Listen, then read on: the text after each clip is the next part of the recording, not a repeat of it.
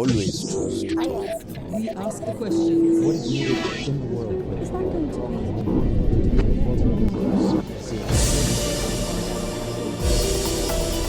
be? I've come here to Cairo to seek a new beginning. Barack Obama has disappointed many of those who expected his overtures to the Arab world would forge a new opening to peace between Israel and the Palestinians.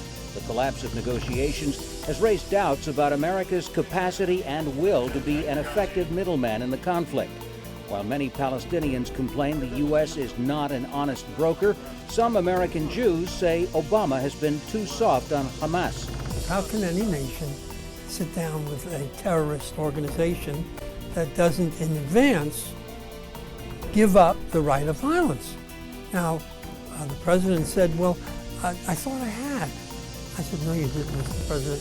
Former New York City Mayor Ed Koch talks to Al Jazeera about his pivotal role in a recent congressional by-election, a campaign that saw Koch, an outspoken advocate for Israel, abandon his and Obama's own Democratic Party to help elect a Republican as a cautionary message to the president. He gave away everything. Koch spoke about why Israel commands such strong support in Washington and why the traditionally Democratic Jewish vote in America may be at risk for Obama. Mr. Mayor, thank you for speaking with Al Jazeera. You created headlines after a long career as the mayor, once again here in New York, when you endorsed a Republican for a special election or by-election, I suppose you could call it, for the House of Representatives. And the issue was aid to Israel or support for Israel. You came back on your endorsement of Barack Obama over that issue. Tell me why. Okay, let me explain it in more detail. All right. The Jewish community has historically supported the Democratic Party. It's the largest percentage vote of its number, next to the blacks in this last presidential election. The black vote went over 90% to President Obama, and the Jewish vote went 78% nationally. And I believed that the president was taking the Jewish vote for granted on the basis of history. And I was unhappy with some of the things that he had done, said, and things that he hadn't said and done as it related to the major priority concern for the Jewish community, which is the security and safety of the State of Israel. And so I decided that since there was only one election for Congress in the city of New York, was a special election, and only two in the whole country, that if that district, which was unique between Brooklyn and Queens, and having about a 30% Jewish constituency, which meant an even larger Jewish vote, because Jews always vote, that if I could get them to vote for the Republican, which it had never done for 80 or 90 years, it had a 3.5 to 1 Democratic registration, that would send a message to Washington. Don't take the Jewish vote for granted. And how did they receive that message? Well, I think that they heard the message. The Republican candidate won with an 8% margin of victory, which is a blowout. And I think it was primarily because I asked them to do it. And I was still reasonably popular in the city of New York. I haven't been mayor for 21 years or held office. And I had a meeting with the president at the White House request. He was in town, and I was going to attend that function, and irrespective of anything else, and they called and said, why don't you come a little earlier and you could meet with the president. I like the president. I supported President Obama when he ran the first time. I went to Florida and at his request spoke to the Jewish communities which were already for him, when I reported back, he thanked me. I said, there's nothing to thank me for. I didn't have to change a single vote so far as I can see. They were always for you, and no. He was very nice in his commentary. So he came in, and well, I'm not going to go into the details because of protocol.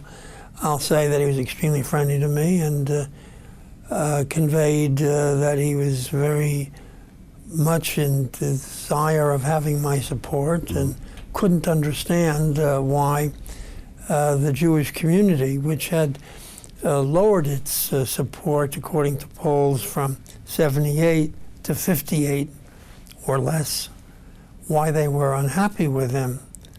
And he spoke for about 20 minutes, said that he was very supportive of the Jewish community, and at the end he asked me to respond.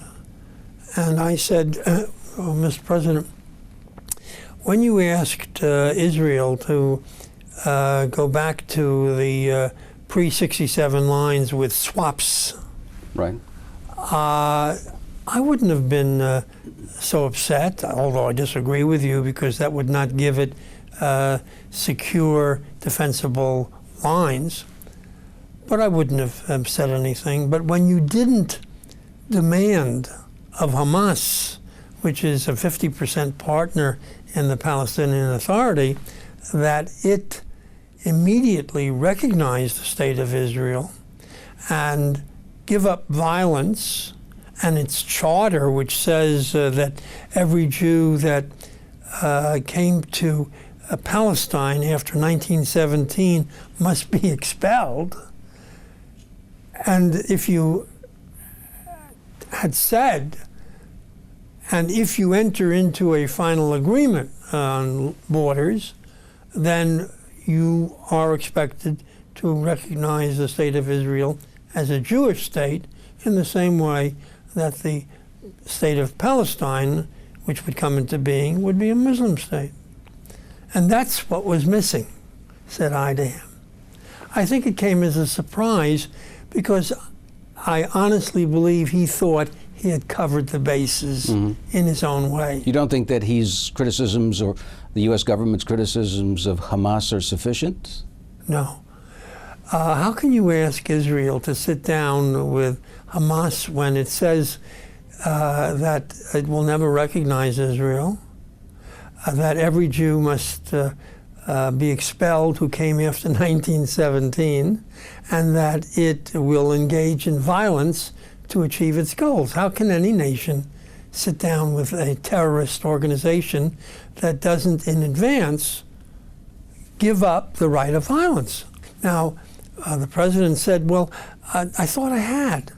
I said, no, you didn't, Mr. President. You said Hamas will have to figure out a way to satisfy Israel, or words to that effect. You didn't demand of them. So I think he understood why I was distressed. And I think he's made amends, frankly, because that very morning at the United Nations, he talked about the nations that want to destroy Israel, the nations surrounding it that teach their children to hate Jews. I think he's trying very hard to satisfy people like myself. I believe in the two-state solution. It isn't even difficult for me to understand how you could share Jerusalem. Shall I tell you how to share Jerusalem? It's easy. So in that respect, you're counter to the current Israeli government, which says Jerusalem can't be shared. I know they say that, but they also say there are no preconditions. The difference between the Palestinian Authority and the Israeli government is that the Israeli government says, we have our position, you have your position, let's sit down at the table and discuss and see if we can get together. This is our position. We don't believe that Jerusalem should be shared. Right. But we don't foreclose your coming in and discussing that with us. But I can tell you how it can be done. Shall I? Yeah. Okay. You know, in the city of New York, we have boroughs. And there's a borough president for each borough. We have 8 million people. And my thought is that what you do is you carve the city of Jerusalem into boroughs. And the Arab parts will have an Arab borough president, and there'll be one mayor, and everybody in Jerusalem, whether they're Jews or Muslims or Christians, will vote for the mayor. They will also, depending on their citizenship, if they are citizens of the new state of Palestine, they will vote in the national election of the state of Palestine. And those who are citizens, and there are Jews and Muslims. Muslims are 1,200,000 living in Israel. They will vote in the national elections of Israel. But that there'll be a single mayor of the entire city. So you solved the conundrum of Jerusalem like in 3 minutes. I think so, and it's very similar to what we have in New York in a different kind of way. What do you think about people who say, well, the Israeli lobby doesn't properly represent mainstream Jewish thinking in the United States? I don't think that's true. And that they exercise an inordinate amount of pressure? I don't think it's true. I think they do represent. No, I mean, you have to understand, Jews are never to be taken for granted in terms of their views. So there are lots of views. But the vast majority of Jews, without question, believe in a two-state solution. Those are Jews in Israel and Jews in the United States. Two-state solution. But what you have to be very careful of is the security and the lines so that Israel will be defensible in terms. You can't have a state of Israel where the West Bank starts 9 miles from the Mediterranean. I don't think you can, because at that point you could cut Israel in two if you had war. You have to understand why that is so important to Jews here in America. I'm an American Jew. I'm never living in Israel. I've been there 5 or 6 times. I like to visit. But this is my country here, America. They've given me everything. I'm a first-class citizen. I've been a congressman. I've been mayor for 12 years, 3 terms. I love this country. It's my country. But I know that somewhere in the world tonight there is a Jewish community that's in danger. And if they have to leave that country, wherever they're in danger, there is no country that'll take them other than Israel. So when people bring up the Holocaust as the object lesson and the legacy that brought about Israel, no, that's not what brought about Israel. No. You got the wrong narrative. Okay. The real narrative is that Israel was the country that Abraham came to, Canaan, ultimately the kingdom of Israel, the kingdom of Judah. Jews have lived in the state of Israel, the kingdom of Israel, for 3,000 years.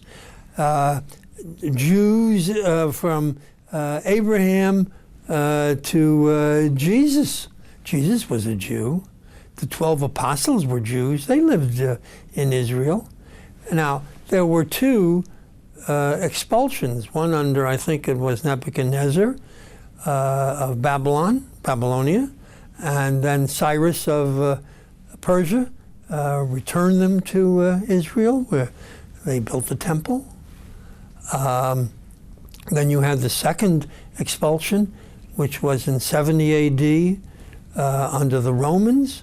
But notwithstanding the expulsions, Jews always lived in Israel up until the time that Israel was resurrected in 48. What I was referring to was that had there not been the Holocaust, the possibility of declaring a state of Israel as an independent state would have been highly unlikely. That's what I meant. You don't think so? Not true at all. You forget the Balfour Declaration. when A lot of people remember the Balfour Declaration as being sort of a remnant of British colonialism. I don't think, but we don't. You do. The fact is that I think it was 1917, but I'm not sure the exact date. The Balfour Declaration said that there would be a Jewish nation in that part of historic Palestine. In fact, Jewish home, I think it was the word. A Jewish home. Yes, a Jewish home. You see a difference between a Jewish home and a Jewish nation? We do not, but perhaps you do. And in fact, the land that was promised, so to speak, was much larger than today, because it included all of Jordan, which was separated and given to the Hashemite kingdom, I think, in 1922. But when you listen to, for example, Prime Minister Netanyahu's most recent speech to the UN, or perhaps the one before that, in which he constantly brings up the memory of the Holocaust as something that is ever present on the minds of Israelis as being a real. I don't agree with you. I mean, let me just say, Jews resent, including Netanyahu, resent the idea that you're just promulgating, which is that the only reason that Jews are in Israel today is because of the Holocaust. Jews have lived there for 3,000 years. So what do you think the Palestinians' right approach should be, if not seeking independent recognition in the United Nations at this point? Negotiations.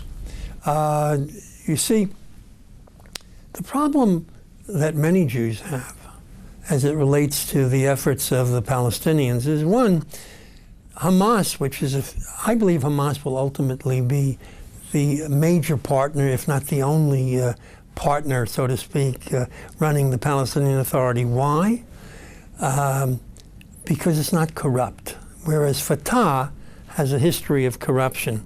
So, as between choosing a terrorist organization that's not corrupt and a non-terrorist organization, let's assume Fatah is that is corrupt, the people will take the non-corrupt, as they have in Afghanistan. The Taliban is a terrorist organization, but it's not corrupt. Let me ask you about the wider regional situation. I've heard you say, tell me if the quote is accurate, that you think that the Arab Spring is a fraud. Why do you believe that? I don't use the word fraud. What I say is that from the very beginning, when the observers, reporters, what have you, were saying, oh, isn't this wonderful, and comparing it with the awakening, so to speak, in East Europe right after the fall of the Berlin Wall, or even before, in opposition to the communist yoke. That was a real spring. Those were Democrats who wanted liberty. I believe that most people today, for example, in Egypt, have concluded that the strongest party there is the Muslim Brotherhood, that they, with the Egyptian army now in charge of the government, will be the major force or forces in the next election. And you can see what's happened since Mubarak left, or was taken down, so to speak. You just had riots with Muslims, particularly the army. Let me just finish. With particularly the army repressing the Coptic Christians who were parading peacefully, we're told, and killed 24 of them and wounded scores more. That wouldn't have happened under Mubarak to the same extent. He was a protector of the Coptic Christians that represent 10% of the Egyptian population. Do you think it was a mistake for the Obama administration to call for Mubarak to step down? Absolutely, and I said so at the time. So that's what I mean about the Arab Spring. The conjecture was that these were going to be kissy-huggy Democrats, small d, Everybody was going to be welcomed, but we see what it truly is. The Arab Spring in Syria. There, of course, the government is repressing the Arab Spring. But imagine what those people would do if they ever were able to enter Israel and do what they wanted to do to the civilians, the Jews living in Israel. Do you doubt? So you minimize the possible strength, the potential of the secular groups in these countries? I believe, none of us know what the future will bring. But based on what the past has shown us, Egypt in particular, I believe that the countries that are seeing revolutions in the street, nonviolent on the part of civilians, and then violence impacted upon them, like in Bahrain, where the government stopped the peaceful revolution, as we might call it, or wherever else, that the people who were thought of as being small Democrats, small d, in my judgment, were never, and would be as repressive as the Muslim Brotherhood or its counterparts in these other countries would want to be. So would you think that the American administration, not to mention the Europeans and the others, who were promoted the downfall of Gaddafi in Libya or others like that, that there's no upside for Israel in any of this? No, none. Either way. I would hope that Gaddafi would have been assassinated under our assassination program long ago. And I hope he still is going to be assassinated. But I would not have supported, and I didn't support, the United States engaging in the civil war, which took place in Libya, nor do I believe that the new Libyan government is going to be much different than the old Libyan government. Now, time could prove me wrong, but I don't believe it. Let me just look at the prognosis for Israel if a Republican president should succeed Barack Obama. Any better? Well, I believe that every Republican is very supportive of the security of the state of Israel, so that it certainly won't be worse. Would that be a factor in deciding for yourself? No. I believe they have to be acceptable, no question about that, but I'm a Democrat, and it's not Democratic partisanship that motivates me as much as the Democratic domestic agenda. The Republican domestic agenda is to privatize Medicare, Social Security, and to gut many of the what we call the safety net programs. I'm opposed to that. So I like to think that I'm intelligent enough to look at the whole thing. And there's no question that the security of the state of Israel is very important to me. And I say to people when they question, well, why? It's a foreign country. I say, if I were an American of Egyptian descent, and I was Coptic Christian, and I was appalled by what is happening to my fellow religionists in Egypt today who are the subjects of pogroms, 24 just killed in a peaceful march. And I objected and said so to the policy of the United States to be supportive of the Egyptian military, and I objected, as I did, to President Obama asking Mubarak to step down. Because I knew then, if I were this American of Egyptian descent, that it was Mubarak that was protecting my co-religionists, would anybody say, oh, you don't have a right to do that? Of course not.